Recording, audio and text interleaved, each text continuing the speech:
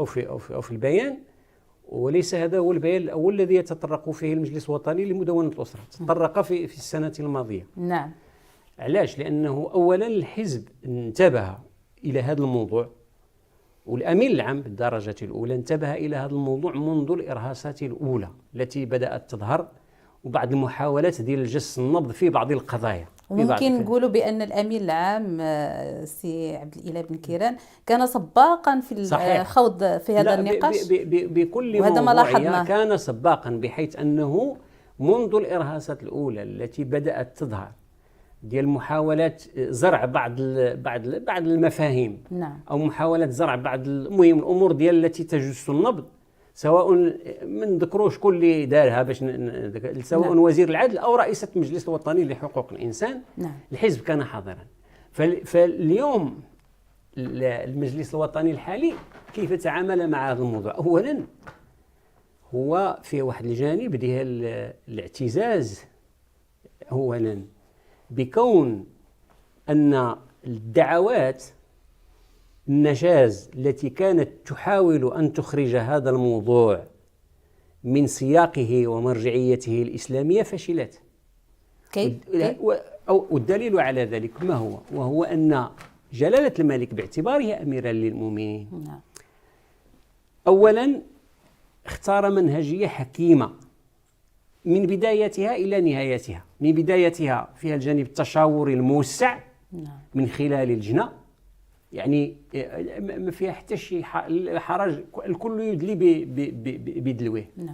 وأنهاها بإحالة جلالته وهو أمير المؤمنين ورئيس المجلس العلمي الأعلى، أحال على المجلس العلمي الأعلى المقتضيات المرتبطة بالشريعة الإسلامية. وقبلها عدة مرات أطر هذا الورش بمقولته المشهورة: لا يمكن أن أحل حراما ولا يمكن أن أحلل، يعني لا يمكن أن أحرم حلالا. إذن هذا فيه انتصار كبير.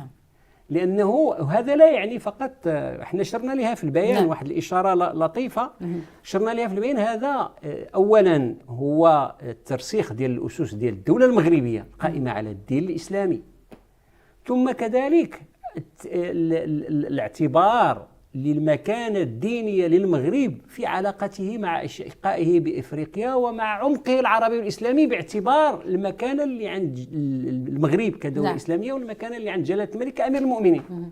إذن هذه المسألة ديال الأسرة تهمنا كمغاربة، ولكن نحن راه تيشوفونا الناس اللي هما احنا عندنا مؤسسة محمد السادس للأفارقة. يعني هذا الأمر ماشي، هذا أمر فيه بعد ديني، بعد إسلامي، بعد حضاري.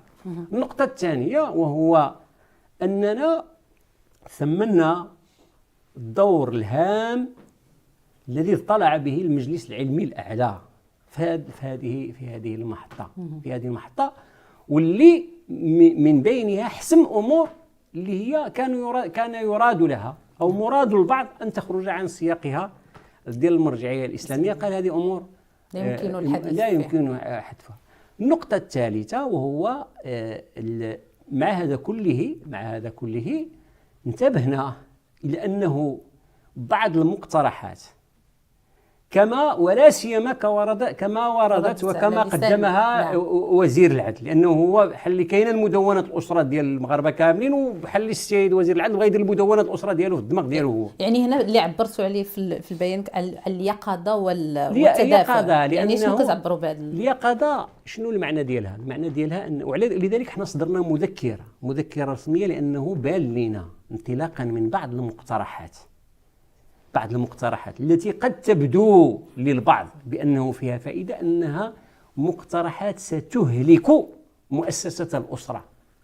شنو المعنى؟ مثلا منين تنتكلموا، أعطي أمثلة. كاين القضية ديال بيت الزوجية، كاين القضية ديال تثمين العمل المنزلي للمرأة، كاين القضية ديال الأموال المشتركة، كاين القضية ديال اشتراط عدم التعدد في الحفل ديال الزفاف في عقد الزواج. شنو قلنا في هذا الشيء؟ قلنا هذه الأمور هذه واش انتبهتي والمجتمع تيغلي منين شاف داك الشيء تيقول شنو المعنى ديال هذا الشيء؟ معنى انه اوقفوا الزواج بكل بساطه، لانه بنادم ملي غيبقى دابا تيفكر في الزواج هو تيحسب البيت الزوجيه، العمل المنزلي، اموال المقتسمه، والدماغ ديالو تيروج. وذاك ما عبر عنه المجتمع المغربي بطريقته الساخره والصخريه السوداء كما كنقولوا. هذا هو. نعم. فحنا نبهنا لهذا الشيء، قلنا ودي المنهجيه ديال جلاله الملك كانت حكيمه من اولها الى اخرها. المجلس العلمي قام بدوره، ولكن التشريع، هذا التشريع خصو يضبط الامور وينتبه للمخاوف والتخوفات التي اثارها المجتمع، والتي في النهايه خصنا نتفاهموا هذه مدونه الاسره شنو هو المراد منها. اذا كان المراد منها وهو نحد من الزواج ونسرع الطلاق، وكذلك وندفع الى امور غير الزواج الشرعي، هذا كلام، وداك الساعات غتكون مدونه. الا كان المدونه الاسره ولا يمكن ان تكون الا كما كهذا، لانه احنا في الدستور الفصل 32 واضح. نعم. تيقول الاسره القائمه على الزواج الشرعي، ويأمر الدوله ومؤسساتها ان تشرع قوانين لضمان استقرار ودوام الاسره. الامور واضحه. الفصل 32 اللي عنده شي فصل اخر راه ما كاينش في الدستور. فصل 32 في الدستور واضح مدونة الأسرة. مدونة الأسرة هي مدونة مبنية على الزواج الشرعي، وتقوم الدولة على خدمتها، وتقوم القوانين التي ترسم يعني تشجع الزواج على استمرارها. نعم. فلذلك احنا قلنا، ثم نبهنا واحد المسألة، قلنا حذاري هذه المسألة، لأنه يعني ردا على بعض الأقوال النشاز اللي تتقول وهذه العدالة والتنمية عنده 13. مدونة الأسرة لا تحسم بالأرقام العددية، هذه راه ماشي هذا قانون ليس ككل القوانين. هذا قانون ليس ككل القوانين، ليس متعلقا بحزب ليس متعلقا بحزب. بمرحلة كاين قوانين خارج الأغلبية العددية، ماشي مدونة الأسرة. كاين قوانين كثيرة لا يمكن أن تحسم بالأغلبية العددية. وهؤلاء الذين يقولون بأنه العدالة والتنمية عنده 13، فاش كان العدالة والتنمية عنده 125 تيقول لك لا، هذه القوانين خصنا نتفاهموا فيها، وهذا حقهم، لأنه هذه قوانين لا تحكم، ماشي قوانين فيها أغلبية، وماشي واحد التوجه ديال واحد الحزب معين. نعم. لا، هذا أولا هذا قانون مرتبط ارتباطا وجوديا، بين الوجود والعدم مع المرجعية الإسلامية ومع الأسس ديال الدولة المغربية. صحيح.